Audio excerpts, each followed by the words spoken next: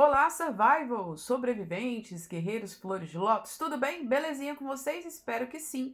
Hoje eu vou ler um relato que foi enviado para mim. O nome fictício é Mônica e a Mônica conta como foi a constelação familiar gospel. Você sabia que existia a constelação familiar gospel? Eu também não sabia, né? Acredito que vocês também não.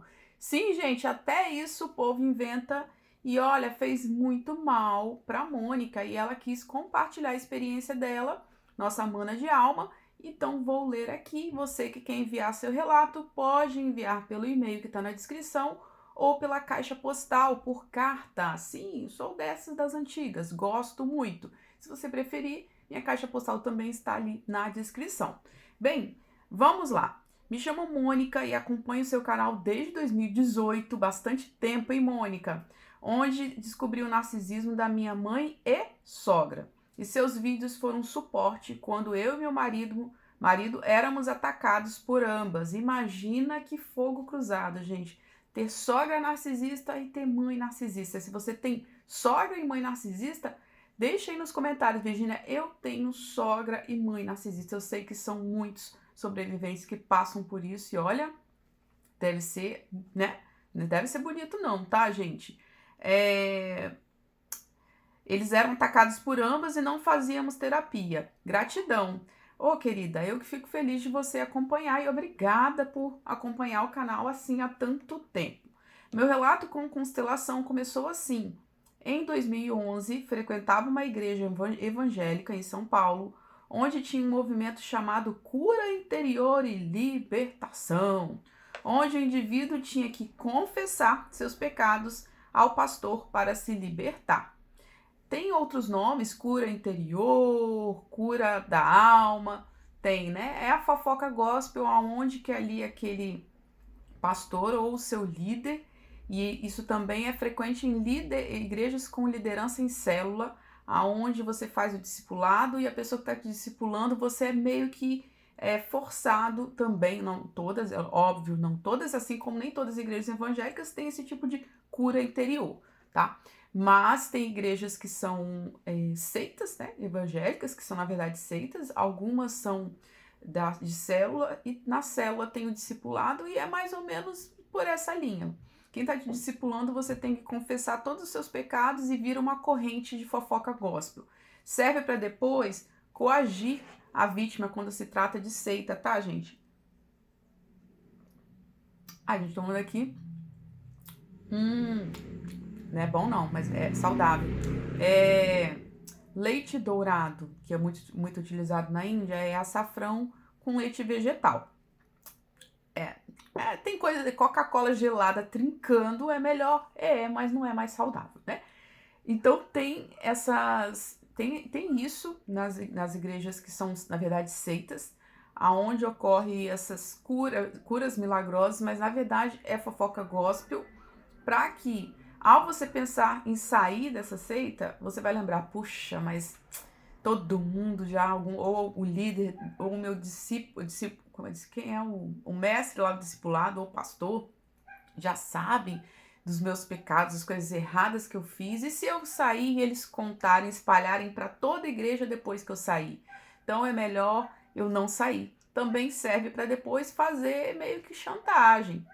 Não de forma clara, não de forma verbalizada, mas de repente nas entrelinhas, dando a entender que se você sair, vão falar aí os seus pecados para todo mundo saber. Também serve para isso quando se tem ali uma seita.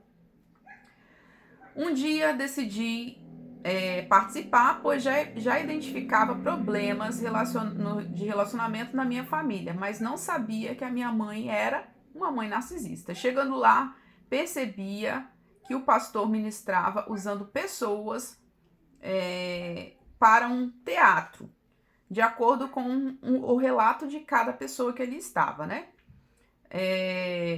Não me recordo se ele falou em Bert Hellinger. Para quem não sabe, o Bert Hellinger é o pai, né, da constelação familiar, e ela não lembra se foi citado, mas era o mesmo esquema, mas o esquema era igualzinho ao da constelação, que na época era desconhecida, só utilizava outro nome.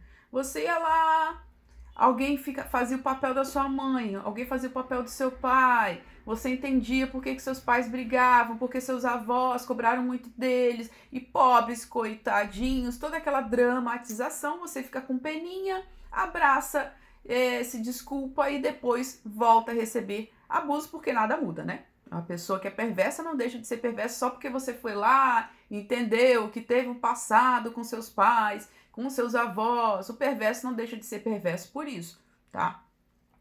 Quando foi a minha vez, contei brevemente sobre minha família disfuncional. Minha mãe que anulava meu pai, que este não era o pai presente, pois ela o impedia, e eu fazia tudo, bode e filha função. Então ela era bode expiatória que fazia tudo, o pai não era próximo porque a mãe impedia, o que é bem comum nessa dinâmica disfuncional com uma mãe narcisista. Enfim, aí começou o tal teatro. Ele chamou duas pessoas, uma para ser minha mãe e outra para ser meu pai, e eu tinha que imaginar que estava falando com eles, ou seja, colocá-los em seus lugares. E isso para uma pessoa que vivencia traumas com as pessoas que estão relacionadas ali naquele contexto daquele teatro, pode se tornar uma retraumatização. Porque você vai vivenciar as emoções dos traumas que você viveu. Afinal, o trauma inserido ali é com a sua própria mãe, ou com o seu pai, ou com os dois, né? E ali você passa, então, a ver tudo aquilo novamente na sua frente. Enfim, aí começou o tal teatro, ele chamou duas pessoas, imaginou tal. Ele disse que era a minha função ordenar que cada um tomasse seu lugar de origem, como se fosse fácil, né? Muito simples, né? Você simplesmente nasceu. Seu pai e sua mãe são pessoas ruins. Seus avós, mais ainda, a culpa é sua. Você tem que dar um jeito de consertar a cagada dos seus antepassados, né? Você tem que dar um jeito deles ficarem bonzinhos e colocá-los em seus devidos lugares. Função de pai e função de mãe. O que não depende de você, né? Você sequer tinha pedido para nascer. Na hora eu chorei bastante, como se fosse uma lavagem cerebral. E é uma lavagem cerebral. Eu afirmo isso todas as vezes que venho falar de constelação familiar, eu falo, é lavagem cerebral. Com todos? Não, eu não diria que todos. Alguns pouquíssimos, raros, que conta-se nos dedos. Terapeutas que trabalham com constelação familiar, e eu tenho relatos de psicólogas que foram alunas de grandes nomes aí da constelação familiar, inclusive no Brasil, aonde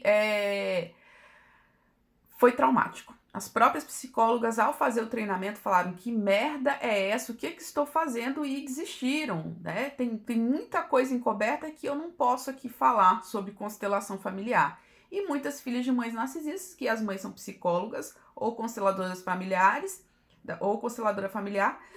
Perdão, gente. Ai, desculpem, vou ter que espirrar. Vocês sabem que eu não tenho tempo de editar, vai com espirro mesmo. Com constelação familiar e que são narcisistas, tá? Então, é lavagem cerebral mesmo. É lavagem cerebral, salvo uma ou outra que não. E quando alguém vem falar, para mim a constelação familiar foi maravilhosa. Aí você pergunta, tem quantos anos que você fez? Aí a pessoa fala, não, tem 3 meses. Ah, não, tem 6 meses e agora tá tudo ótimo.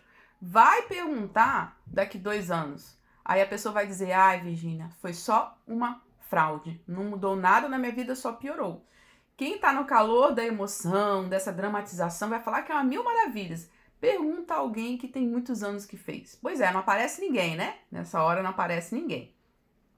E saí dali com aquela responsabilidade e me cobrando que deveria salvar minha família. Aí decidi conversar com minha mãe.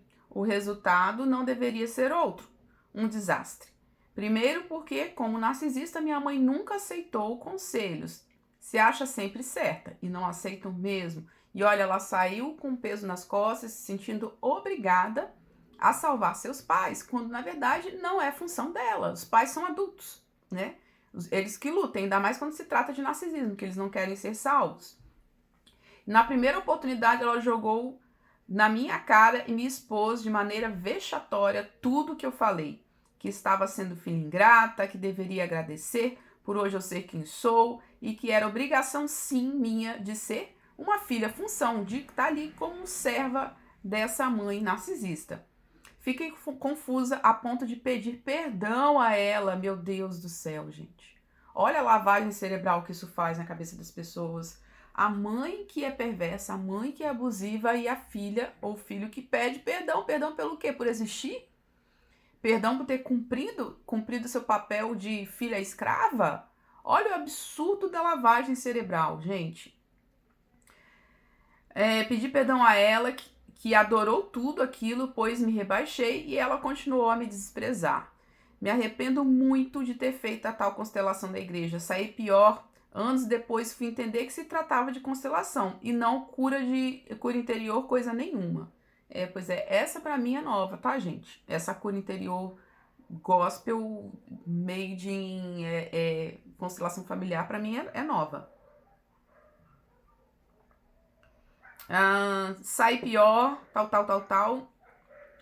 Como presbítera dessa igreja, era aconselhada a fazer essa prática nas pessoas. Meu Deus do céu. Prática invasiva, sem sentido e abusiva, pois as pessoas que aceitavam participar tinham que contar toda a sua vida em detalhes, como um confessionário. Meu Deus, e é um grupo de pessoas, né? E como eu disse, há risco de retraumatização. Você pode ser retraumatizado quando você não está em um ambiente seguro, seja na terapia de constelação familiar, seja na terapia de cura interior de igreja, seja com um profissional que não entende de trauma, mesmo que ele tenha feito faculdade de psicologia, mesmo que ele tenha feito formação em escolas de psicanálise, se ele não tem uma informação extra para entender de fato de trauma, você corre o risco de ser retraumatizado, tá?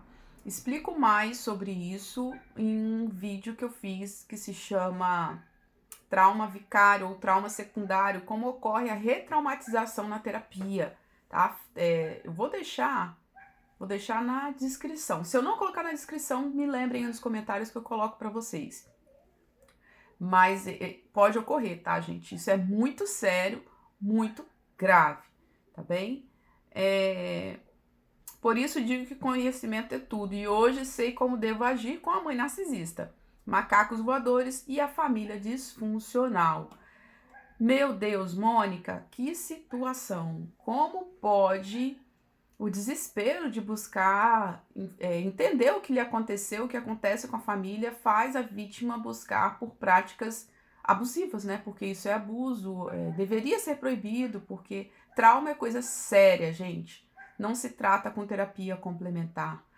Trauma se trata com psicoterapia e sim, pode ter uma complementação. Costumo dizer, psicoterapia é o bolo, o recheio do bolo e a cobertura do bolo. Terapia complementar são os confetes, né? Os granulados que você coloca ali em cima do bolo. É legal, é bacana fazer, por exemplo, a prática de yoga, de meditação, são terapias complementares. Cromoterapia que seja, cristais energizantes que seja, mas que isso não seja a forma de você trabalhar trauma, porque trauma tem que ser em psicoterapia.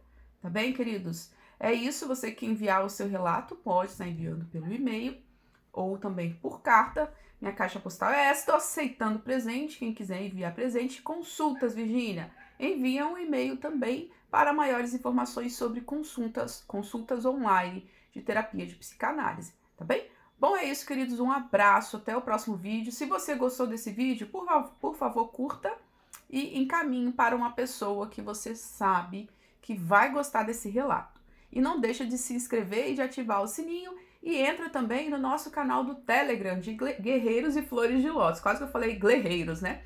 Que é flor de lótus com guerreiros. Vou deixar na descrição também o nosso canal do Telegram. Um abraço e tchau, tchau.